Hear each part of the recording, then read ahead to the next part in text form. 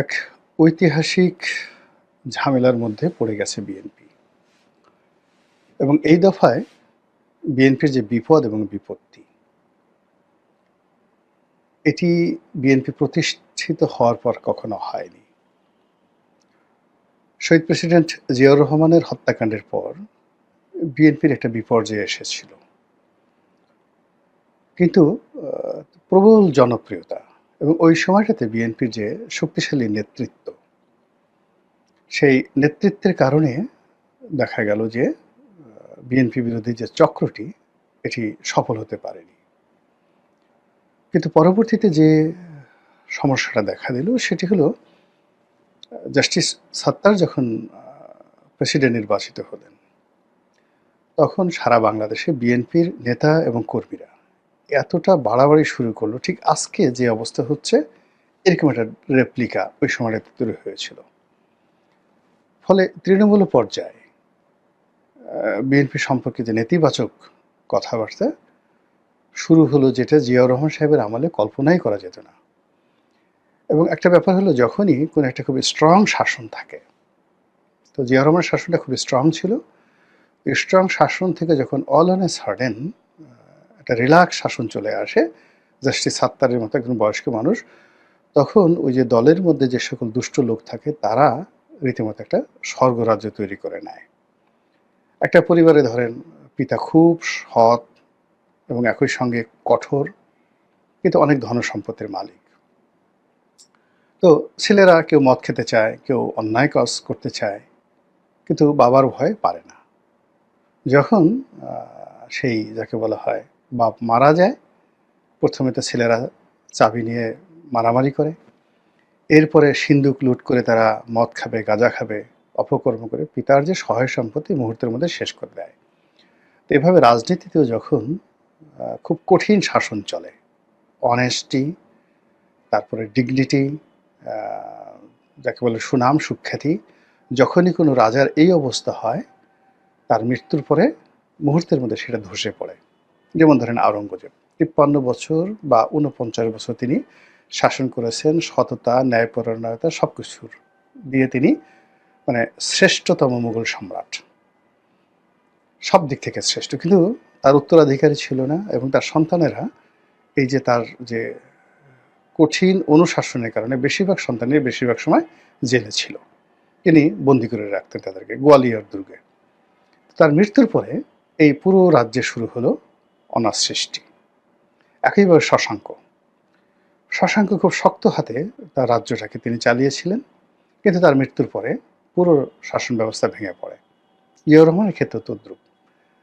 তো জিয়াউর রহমানের সময়টাতে কেউ অন্যায় করবে, দুর্নীতি করবে, তার পরিবার, তার সন্তান, তার স্ত্রী, তার শালা সম্বন্ধী, এগুলো কল্পনাই করা যেত না। কোথায় সাইদ ইস্কান্দার? সাইদ ইস্কান্দারের কোনো নামগন্ধ ছিল? পাছা লাল করে ফেলতো জিয়াউর রহমান সাহেব যদি সাইদ ইস্কান্দারকে পেতেন। সাইদ ইস্কান্দারের যে যাকে বলা হয় বদনামগুলো হয়েছে পরবর্তীতে বেগম জিয়ার শাসন আমলে, এটা জিয়াউর রহমান সাহেবের জমানাতে সাইদ ইস্কান্দার নামে যে জিয়াউর রহমানের একজন শ্যালক আছেন, এ কথাই থেকে বলতে সাহস পেত না। এইরকম ছিল তার শাসন। তো সেই শাসনের পরে যখন সাত্তার সাহেব আসছেন, একেবারে এমন একটা পরিস্থিতির সৃষ্টি হলো যে সামরিক শাসন চলে আসলো। তো আবার শেখ হাসিনার জামানাতে ১৫টা বছর ধরে সমস্ত মাল মশলা শেখ হাসিনা খেয়েছেন বা তার লোকজন খেয়েছেন, কিন্তু ব্যক্তিগতভাবে শেখ হাসিনার কঠোরতা ছিল, ভীষণ রকম কঠোরতা ছিল। তার সামনে গিয়ে জয় জোরে একটা কথা বলবে, পুতুল একটা জোরে কথা বলবে, ববি একটা কথা বলবে, শেখ হেলাল, শেখ সেলিম বা আবুল হাসনাত আবদুল্লাহ ও তাদের যত মাতব্বরি, সেটা হলো গণভবনের বাইরে।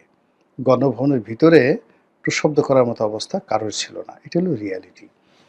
আর অন্যদিকে সে যেভাবে বিএনপিকে স্ক্রু দিয়ে টাইট দিয়ে রেখেছে, তো সেক্ষেত্রে বিএনপির মধ্যে যারা চাঁদাবাজ, দুর্নীতিবাজ, বা জামাতের মধ্যে যারা চাঁদাবাজ, দুর্নীতিবাজ, তারা জীবন নিয়েই তাদের টানাটানি। কিসের দুর্নীতি, কিসের মদ খাওয়া, কিসের গাঁজা খাওয়া, কিসের চাঁদাবাজি করা, যান নিয়ে টানাটানি। শেখ হাসিনা সবার জীবন তামা তামা করে ছেড়ে দিয়েছেন। ফলে কি হলো, শেখ হাসিনার পতনের পরে এই লোকগুলো একেবারে সব রাস্তায় নেমে উইদিন ১৫ দিন যে আল্লাহ রাব্বুল আলামিন তাদেরকে 15 বছর পরীক্ষার মধ্যে রেখেছেন। আল্লাহকে তারা 15টা দিন সময় দেয়নি। এর মধ্যে তারা সব অপকর্ম করে আজকের এই অবস্থায় বিএনপিকে নিয়ে এসেছে। এখন বিএনপির যে সমস্যা সেটা হল ইমেজ সংকট। তার দলের মধ্যে ইমেজওয়ালা কোনো লোক নেই। একজন লোক বলা যাবে না এর পা থেকে নখ পর্যন্ত অনেস্টি রয়েছে। ২ নম্বর হলো যে কমান্ড রয়েছে দলের উপর। এর কথায় সবাই ভয়ে থরথর করে কাঁপে। এরকম কমান্ডওয়ালা বিএনপির মধ্যে কোনো নেতা নেই। বরং বিএনপির এখন যে নেতারা আছেন তারা যদি বিএনপির কোনো বড় কোনো সমাবেশে যান, সেখানে যে ধাক্কাধাক্কি, মারামারি, কাটাকাটি হবে, এতে তারা লাঞ্ছিত হবেন, অপমানিত হবেন। এরকম অবস্থা হয়ে গেছে বিএনপির বড় বড় নেতাদের ক্ষেত্রে। এই গেল একটা সমস্যা। ২ নম্বর হলো যে বিএনপি যেমন তারেক জিয়া আছেন, বেগম জিয়া আছেন, কিংবা আম জিয়াউর রহমান সাহেব ছিলেন। তাদের সবারই একটা মান, সম্মান, মর্যাদা সেই গত ১ মাস আগেও যেভাবে ছিল, এখন এটা রাজনীতির কূটচালে পড়ে তাদেরকে নিয়ে যে অশ্লীলতা শুরু হয়েছে, যে সকল অশ্রাব্য গালাগাল দেওয়া শুরু হচ্ছে এবং শহীদ প্রেসিডেন্ট জিয়াউর রহমানের ছবিকে অপমান করা, তার ছবির উপরে সেই লাফালাফি করা, পা দিয়ে জুতো দিয়ে পাড়ানো, এই জিনিসগুলো বাংলাদেশে আসলে অন্ততপক্ষে শহীদ প্রেসিডেন্ট জিয়াউর রহমানকে নিয়ে এটা কল্পনাই করা যায় না। এর কারণ হলো তার অনেস্টি, তার সততা, তার ফ্রেন্ডলি, মানে উনি একটা, মানে ইভেন বঙ্গবন্ধুর যে ব্যর্থতা সেটা হলো তার দুটো পার্ট। একটা হলো তার নেতা হিসেবে তার যে শ্রেষ্ঠত্ব, এটা আলাদা, আর রাষ্ট্রনায়ক হিসেবে তার অনেক ব্যর্থতা রয়েছে। তো সেই ব্যর্থতার কারণে বঙ্গবন্ধুর জীবদ্দশায় তাকে নিয়ে কথাবার্তা হতো। কিন্তু জিয়াউর রহমানকে নিয়ে এই কথা কেউ কিন্তু বলতে পারবে না যে তিনি কখনো মদ্যপান করেছেন, দুর্নীতি করেছেন, দুর্নীতিকে প্রশ্রয় দিয়েছেন বা দেশের ক্ষতি করেছেন। আপাদমস্তক একজন যাকে বলা হয় স্বল্প আয়ু পাওয়া একজন মহান রাষ্ট্রনায়ক এবং শ্রেষ্ঠতর বাঙালি, সেই মানুষটিকে এখন রাজনৈতিক যারা বিএনপিকে ছোট করতে চায় তারা জিয়াউর রহমান সাহেবকে অপমান করছেন। এই যে একটা বিকৃত রুচি শুরু হয়েছে, এটা হানাহানি রাজনীতি এবং যাকে বলা হয় বিএনপির যদি ন্যূনতম শক্তি থাকে, সামর্থ্য থাকে, বিএনপি এটা মেনে নেবে না। তারা তারেক রহমান সাহেবকে গালাগাল দেওয়া হচ্ছে, বেগম জিয়াকে নিয়ে যদি কটূক্তি করা হয়, জিয়াউর রহমান সাহেবকে নিয়ে অপমান করা হচ্ছে, এটার প্রতিশোধ বিএনপি নেবেই, টুডে অর টুমরো। তাহলে কি হলো? তো বিএনপি প্রথমে গালাগালি করবে ওদের মতো করে, তারপরে যে সমস্ত লোকজন বিএনপির নেতাদেরকে অপমান করছে তাদের নেতাদেরকে বিএনপি গালাগাল করবে, বিএনপি নেতাকর্মীরা গালাগাল করবে এবং আরও অশ্লীল ভাষায়। তারপরে একটা সময় মারামারি করবে। তো মারামারি যদি করা হয় সেটা তো বিএনপির সাথে তারা পারবে না, কোনো রাজনৈতিক দলই পারবে না, একমাত্র আওয়ামী লীগ ছাড়া বিএনপির সাথে মারামারি করার মতো শক্তি কারোরই নাই। ফলে কি হচ্ছে দেখেন, একটা গৃহযুদ্ধের দিকে, অরাজকতার দিকে দেশটা ধাবিত হয়ে যাচ্ছে। তো এই যে অবস্থা, এই অবস্থায় এখন বিএনপি রাজনীতির ময়দানে একা, সম্পূর্ণ একা। এবং গত কয়েক মাসে বিএনপির বিরুদ্ধে যে চক্রান্ত, সেই চক্রান্তর পেছনে ভারতীয় গোয়েন্দা সংস্থা র রয়েছে, মার্কিন গোয়েন্দা সংস্থা সিআইএ রয়েছে, মোসাদ রয়েছে, বাংলাদেশে যে সকল গোয়েন্দা সংস্থা রয়েছে তারা আছে, সে সকল গোয়েন্দা সংস্থার এজেন্ট আছে, টাকা আছে। আওয়ামী লীগ এই চক্রান্তের সঙ্গে আছে। আওয়ামী লীগের যে সকল ব্যবসায়ী রয়েছে তারা এই বিএনপিকে, যাকে বলা হয় নিঃসঙ্গ, বিএনপিকে একাকী করার জন্য পর্যাপ্ত বিনিয়োগ তারা করছে, এতে কোনো সন্দেহ নেই। ফলে কি হচ্ছে, তারেক রহমান সাহেবকে নিয়ে যে অশ্লীল স্লোগান হচ্ছে মাঠে ময়দানে, এবং সেই যে জুলাই বিপ্লবের মতো করে, আজকে আমি যখন ভিডিওটা করছি তখন দেখা গেল যে অনেক স্কুল কলেজের ছেলেরা মেয়েরা কিন্তু পরিমাণ অল্প, তারা কিন্তু রাস্তায় নেমে এসেছে।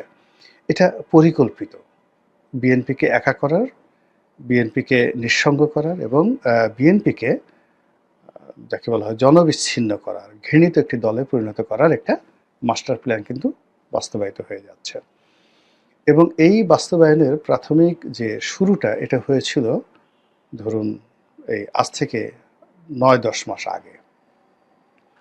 যখন বিএনপি তাদের যে লেভেল সেই লেভেলের নিচে নেমে অনেকের সঙ্গে অনেক ছোট, ছোট রাজনৈতিক দলের সঙ্গে বন্ধুত্ব করার চেষ্টা করেছে। এখন বিএনপি আওয়ামী লীগের সঙ্গে প্রতিযোগিতা করেছে আর আওয়ামী লীগের প্রতিযোগিতাকে মোকাবেলা করার জন্য তাদের সবচেয়ে বিশ্বস্ত বন্ধু ছিল জামাত। তো জামাত যেকোনো কারণে হোক বাংলাদেশের একটি বৃহত্তম দল। ৩ নম্বর হতে পারে, ৪ নম্বর হতে পারে। অর্থাৎ জাতীয় পার্টি, জামাত, বিএনপি, আওয়ামী লীগ মূলত এই ৪টি মেজর দল বাংলাদেশে আছে। তো সেখানে জাতীয় পার্টিকে নিয়ে আওয়ামী লীগ গ্রুপ করেছে, তার সঙ্গে সঙ্গে অন্যান্য ছোট ছোট রাজনৈতিক দল। কিন্তু ছোট ছোট রাজনৈতিক দল হলেও আওয়ামী লীগের জোটে যারা ছিলেন সেখানে রাজনৈতিক নেতৃত্বের জায়গাতে এক একটা মানে মহিরুহু, যেমন রাশেদ খান মেনন, হাসানুল হক ইনু, মঈনুদ্দিন খান বাদল। তো ওনাদের মতো মানুষ আওয়ামী লীগের সঙ্গে ছিল। এদের রাজনৈতিক দল লাগে না। কিন্তু সেই তুলনায় যাকে বলা হয় বিএনপি, যাদেরকে বন্ধু হিসেবে নিচ্ছে, তাদের ওই ইমেজটা নেই। তারা একেবারে তরুণ, বয়সও অল্প, রাজনীতিতেও একেবারে নবীন এবং সবচেয়ে বড় ব্যাপার হলো এদের বেশিরভাগই হলো ডিজিএফআই এর তৈরি করা ডবল এজেন্ট। মানে তারা রয়ের কাছ থেকে পয়সা নেয়, মোসাদের কাছ থেকে পয়সা নেয়, তারপরে তারা ডিজিএফআই থেকে পয়সা নেয়, এনএসআই থেকে পয়সা নেয়, আওয়ামী লীগের কাছ থেকে পয়সা নিয়ে তারা বিএনপির ঘরের খবরে মানে ঘরের মধ্যে তারা ঢুকে যায়। এইরকম ডজন ডজন কয়েক ডজন যাকে বলা হয় রাস্তার, যাকে বলা হয় সিট পার্টি যাদেরকে বলা হয়, যাদেরকে বেশি না ১০০০-৫০০ টাকা দিলে ২-৪ মানে ১০০টা গালি দেওয়ানো যায়, যাদেরকে ১০০০-১০০০ টাকা দিলে আপনি যে কোনো লোকের বিরুদ্ধে মিছিল করানো যায়। তো এইরকম অসংখ্য পার্টির কবলে বিএনপি পড়ে যায়। এখন এই বুদ্ধি বিএনপিকে কে দিয়েছে আমি বলতে পারবো না, কিন্তু আমি প্রথম থেকেই আমি ব্যক্তিগতভাবে বিএনপিকে নিষেধ করেছি যে এই কাজগুলো ঠিক না। বিএনপির আসলে মানে একা থাকা উচিত ছিল, আর বন্ধুত্ব যদি তাদের করতে হয় তাহলে জামাতের সাথে তাদের করা উচিত ছিল। কিন্তু কি কারণে যেন সেটা দেশি চক্রান্ত হোক বিদেশি চক্রান্ত হোক, তারা জামাতের সঙ্গে সেই ২০১৬ সন থেকে তাদের মধ্যে দূরত্ব তৈরি হতে থাকে। তো জামাত তো ঠান্ডা মাথার মানে দল, তারা যা কিছু করছে তলে তলে করছে এবং কৌশলে তারাও ওই যে ডবল এজেন্ট, যারা যারা সিআইয়ের এজেন্ট, মোসায়েদের এজেন্ট, রয়ের এজেন্ট, আওয়ামী লীগের এজেন্ট, ডিজিএফআইয়ের এজেন্ট, এনএসআইয়ের এজেন্ট, ডিবির এজেন্ট, সবার এজেন্ট, এরা জামাতেরও এজেন্ট। জামাতের কাছ থেকে তারা পয়সা নিয়েছে এবং সেই জামাতের এজেন্ট হয়ে কেউ হয়তো ছাত্র দলে ঢুকে গেছে, কেউ যুব দলে ঢুকে গেছে, কেউ আলাদা একটা পার্টি করে নাম দিয়েছে কুংকাং পার্টি। সেই কুংকাং পার্টি আবার বিএনপির সাথে সরাসরি তারেক রহমানের সাথে খাতির, এবং সেই কুংকাং পার্টির সাথে তারেক রহমানের এত খাতির যে কুংকাং পার্টির নেতার জন্মদিনেও তারেক রহমান সাহেব কেক পাঠান এবং বিএনপির মন্ত্রী ছিল বা এমপি ছিল বা মন্ত্রী এমপি হবে এরকম সিনিয়র পর্যায়ের নেতা কেক হাতে করে নিয়ে সেই কুংকাং পার্টির অফিসে বা বাসায় তারেক রহমানের নির্দেশে উপস্থিত। এবং এই জিনিসগুলো পুরো রাজনীতির অঙ্গনে মানে ডবল ফ্রাস্ট্রেশন ছড়িয়ে পড়েছে। কুংকাং পার্টির যারা নেতা তারা মনে করেছে আমরা অনেক বড়, আমরা মির্জা ফখরুলের চেয়ে বড়, নচেত মির্জা ফখরুলকে কেন আমার কাছে পাঠাবে বা আমাদের কাছে পাঠাবে। অথবা তারেক রহমান সাহেবের সাথে দেখা করার জন্য যেখানে লন্ডনে গিয়ে ১ মাস ১.৫ মাস আমানুল্লাহ আমান বসে থাকেন, ফজলুল হক মিলনের মতো নেতা মাসের পর মাস চেষ্টা করে তারেক রহমান সাহেবের সাথে একটু কথা বলতে পারেন না। তারপরে শেষে দেখা গেল যে সেই শফিক রেহমান সাহেবের মতো মানুষ ৩ মাস ৪ মাস ৬ মাস ১ বছর লন্ডনে থেকেও তারেক রহমান সাহেবের একটা সাক্ষাৎ পান না। শফিক রেহমান, মাহমুদুর রহমান মান্নার মতো মানুষের সাথে তার কথা হয় না সরাসরি। তারপরে আমার দেশ সম্পাদক মাহমুদুর রহমান, তার মতো মানুষের সঙ্গে তারেক রহমান সাহেবের কখনো দেখা সাক্ষাৎ কথাবার্তা হয় না। কিন্তু কুংকাং পার্টির কোনো নেতা যদি লন্ডনে যায়, তারেক রহমান সাহেব ছাতি একটা হাতে নিয়ে তারপর শেষে একেবারে রাস্তায় নেমে আসেন এবং রাস্তার পাশে আমাদের বাংলাদেশে যেমন